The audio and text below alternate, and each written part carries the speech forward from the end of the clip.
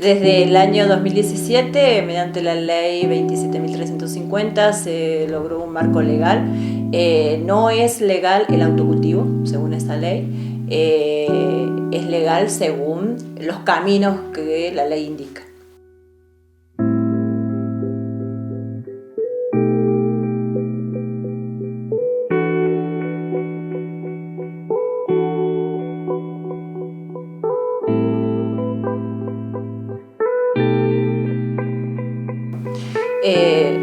Con respecto a la Constitución, nos da muchos deberes y también nos da derechos, sobre todo derechos, pero normalmente nos regimos por leyes que suelen estar contempladas, y desde el punto de vista legal, el marco legal lo da la ley y no te permite el autocultivo, aunque desde que en la sociedad se ha instalado el tema, ha permitido entender que es una necesidad desde el Estado tomar decisiones al respecto, porque el autocultivo, que si bien en la ley no está amparado, habría que hacer algún tipo de modificación desde los legisladores, que son los que lo pueden hacer, presentando proyectos de ley o lo que fuese necesario para revertir, ya que la sociedad lo está pidiendo, pero a gritos. Si es con respecto al consumo, el Código Penal permite tener una determinada cantidad en tenencia para consumo personal, pero lo que no permite, insisto, es en el autocultivo, y no permite la elaboración del aceite como tal.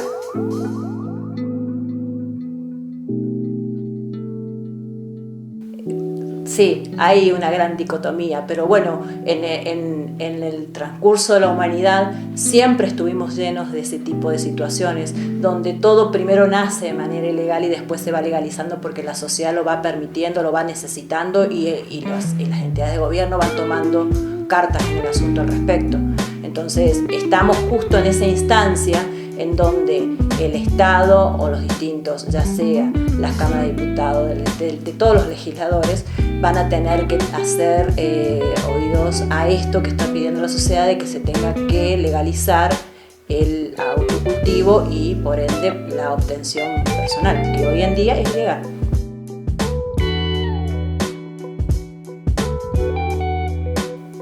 De alguna manera esto responde a lo que decía anteriormente. Tiene que ver con la evolución de las sociedades como tal. En un principio, pensemos cómo el ser humano empezó a darse cuenta que tenía que sanarse. Lo primero que hacía el ser humano en sus ancestros era alimentarse y se enfermaba y no sabía cómo sanarse. Entonces, con el tiempo la sociedad fue evolucionando y las comunidades fueron evolucionando, y es cierto que es una gran dicotomía lo que se presenta a partir de la necesidad de la sociedad de tener, alcanzar a obtener el aceite como parte de un tratamiento, y por otro lado la ley que todavía no lo permite. Entonces, bueno, hay que seguir trabajando en ella. Lo bueno es que estamos en un momento en el que está totalmente plasmado, y que muchos de los actores que intervenimos en cambiarlo estamos trabajando al respecto.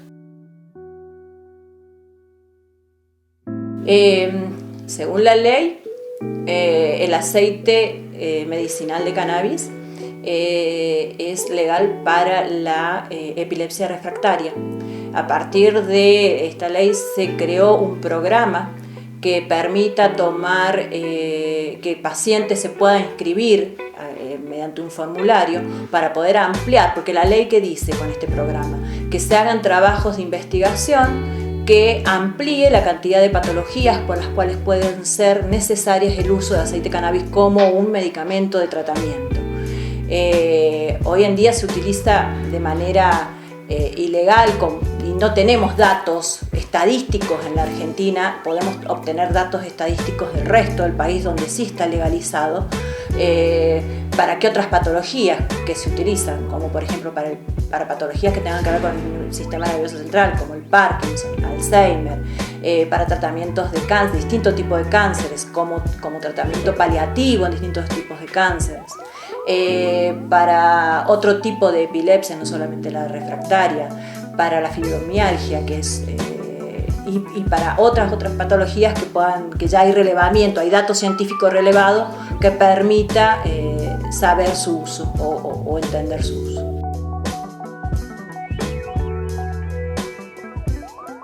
No está avalada la prescripción médica. Esto implica que los profesionales de la salud no la puedan indicar, los médicos no la pueden indicar. Al no poderla indicar, se corta el eslabón de la solicitud del paciente. Entonces eso es otro aspecto que habría que tener en cuenta para poder ampliar la prescripción médica dentro de la ley, dentro del marco legal.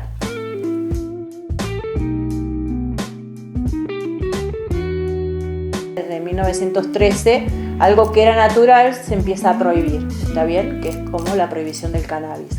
Lo que se entiende que actores muy poderosos en la época fueron los que intervinieron para la prohibición del cannabis, que fueron las tabacaleras, porque consideraban que el consumo del tabaco tenía mucho más poder o aplicaba mucho más poder que el consumo del cannabis como tal. Lo último que se sabe es que hoy en día las tabacaleras, como en Estados Unidos está legalizado el consumo en muchos estados y está legalizada la elaboración y la producción, es que las tabacaleras se han tenido que dar cuenta de la realidad y están empezando a plantearse, si es que ya no está avanzado, el tema de la elaboración de productos con cannabis. Y de alguna manera el poder, los que tienen el poder son los que van marcando las influencias, eso está claro.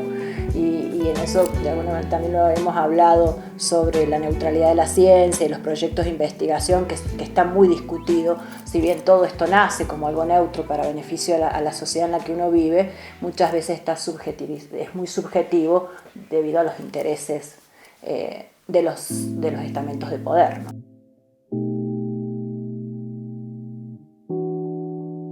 Y hay una dicotomía o hay una incoherencia o hay un enfrentamiento entre las dos posturas, pero bueno, hoy en día se sabe qué daños provoca el tabaco y no hace mucho, ustedes eran muy chicos, no habían nacido, pero yo me acuerdo la cantidad de propagandas, sí, fumando, las películas de famosos fumando para la promoción de alguna manera del consumo de tabaco.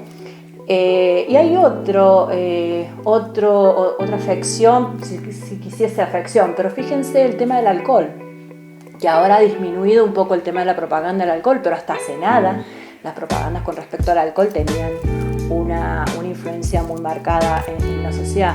Pero todo esto, la misma sociedad debe ir acomodándose, insisto en que deben ser legales y que la sociedad se vaya acomodando según la evolución de la misma.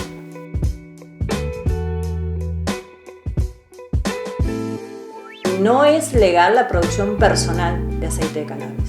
Lo que la ley remarca es que es legal en la Argentina la producción de aceite de cannabis a través de una cadena de producción donde el Estado está interviniendo constantemente. ¿A qué me refiero con esto? Todo lo que tenga que ver con el manejo de las semillas lo maneja el Instituto Nacional de Semillas. La siembra y la cosecha lo debe manejar el INTA y CONICET a través de sus centros de investigación, ¿está bien? Y la extracción del aceite a partir de las partes de cannabis adecuada se hace a través de los centros de investigación, las universidades públicas, las universidades privadas, en donde interviene CONICET. Y luego este aceite, que si bien ya es el aceite de cannabis, es una forma farmacéutica, puede ser transformada en otra forma farmacéutica por el último eslabón de esta cadena que te estoy diciendo, que son los laboratorios de producción pública de medicamentos, que en la Argentina hay 22, aquí en San Luis hay 1. Estos laboratorios, que están regidos a través de la ANLAP, que es una agencia nacional de laboratorio de producción pública, pueden transformar ese aceite de cannabis en una forma farmacéutica que sea necesaria, en un jarabe, en una solución, en un comprimido, en lo que el paciente necesite en función de las patologías que vaya a tratar. Pero que quede claro que la producción del aceite de cannabis debe estar regida por entidades estatales, no personales.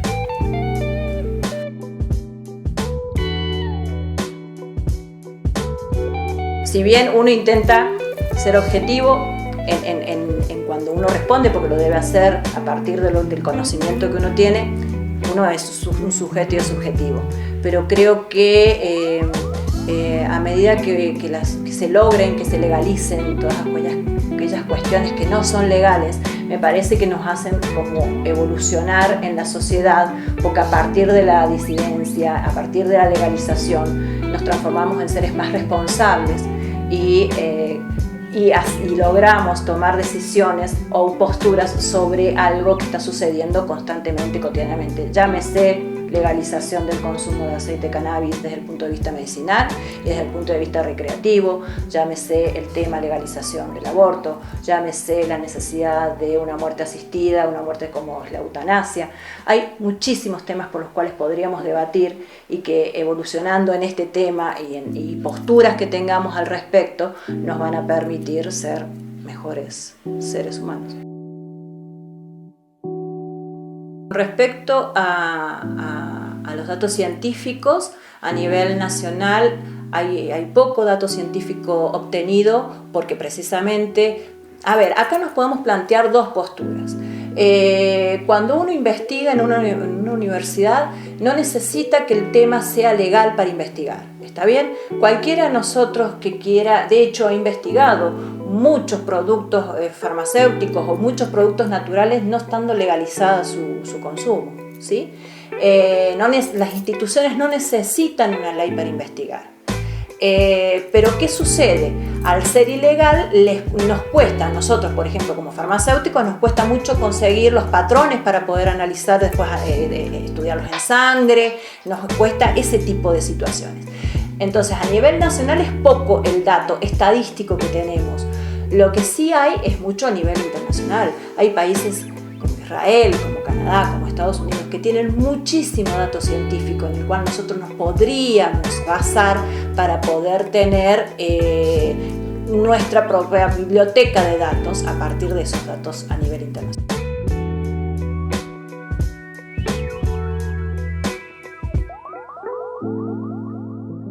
Sí, como son temas escabrosos y son temas que tienen una carga social importante, uno una vez que toma la decisión de hacer, les digo, insisto, tiene que ver con esto de que cuando llega el momento de ponerte a investigar vos tenés toda la intención pero después los medios no están dados para poder lograrlo, como es por ejemplo no conseguir metabolitos que vos puedas analizarlos por un HPLC y lograr un cromatograma. Entonces vos vas a tener datos empíricos externos, pero no lográs tener datos empíricos propios. ¿Qué son datos empíricos? Experimentales propios, debido a que no lográs conseguir, por ser ilegal, los compuestos necesarios para... Pero sí nos podemos basar en datos, sin duda, del resto del mundo, pero necesitamos los propios. Yo creo que por ahí es cierto que la palabra excusa, o el verbo excusa, nos puede servir, pero también es cierto que como la sociedad lo está pidiendo, tenemos que asumirlo.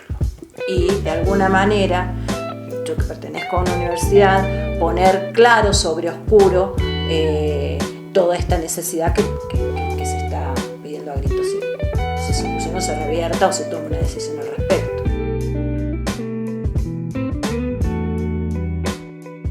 Hoy en día, se puede acceder a la página del ANMAT y hay un link en el cual uno baja un PDF, que es un formulario, que este formulario uno lo llenan aquellos pacientes que quieran formar parte del programa. Este programa que intenta hacer un relevamiento de probables pacientes que puedan consumir el aceite de cannabis medicinal para patologías que no está hecho el relevamiento hecho. O sea, la idea de este programa es poder lograr un relevamiento. Creo que la sociedad en sí debería mandar este formulario lleno con sus datos para que también de alguna manera las instituciones, o en este caso la ANMAT, pueda tener dato concreto respecto a la necesidad misma, porque en realidad es lo que uno debe hacer como compromiso social.